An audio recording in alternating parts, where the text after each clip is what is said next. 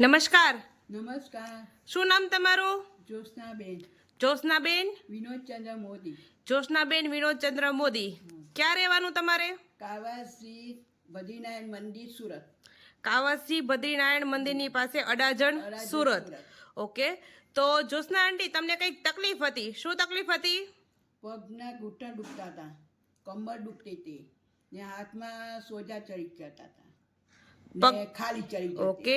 પગના ગોઠણ દુખતા હતા, કમર દુખતી હતી અને હાથમાં ખાલી ચડી જતી હતી અને સોજા ચડી જતા હતા. આ તકલીફ તમને કેટલા ટાઈમથી હતી? 1 વર્ષ છે. 1 વર્ષથી હતી. તો તમે કશેથી દવા તો કરાવી હશે ને? હા, ડૉક્ટર રામભાઈ આગળ. ડૉક્ટર રામભાઈ આગળ દવા કરાવી હતી. તો એમનું શું કહેવાનું હતું? કે ગોઠણ બદલવું પડશે, ગોઠણ બદલવું પડશે. ઓપરેશન કરાવવું પડશે. પણ મને ઓપરેશનથી બીક લાગી એટલે મેં ના કરાવી. ઓકે. ગોઠણ બદલવા પડશે ને ઓપરેશન કરાવવું પડશે. તો તમને ઓપરેશન કરાવવાથી બીક લાગી એટલે તમે ઓપરેશન ન કરાવ્યું. તો અત્યારે તો તમને સારું છે ને? હા, સારું છે. ઓકે. તો સારું થયું છે નથી તમને?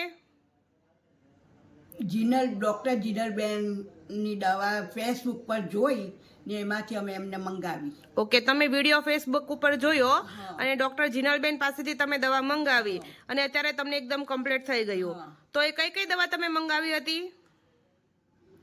ઓર્થોમેગા, joint gym, Arjun garlic, brain fuel અને આરજી ફ્યુલ. આ દવા તમે ફેસબુક ઉપર જોઈ અને મંગાવી અને તમને અત્યારે એકદમ કમ્પ્લીટ થઈ ગયું. આ દવા લેવાથી તમને કોઈ પણ પ્રકારની સાઈડ ઇફેક્ટ થઈ હતી? ના, કોઈ પણ પ્રકારની સાઈડ ઇફેક્ટ નથી થઈ. અને તમે કંઈક કહેતા હતા પહેલા ચાલવામાં તમને તકલીફ થતી હતી, ચાલી નતા શકતા. અત્યારે હવે તમને ચાલી શકો છો. ઓકે.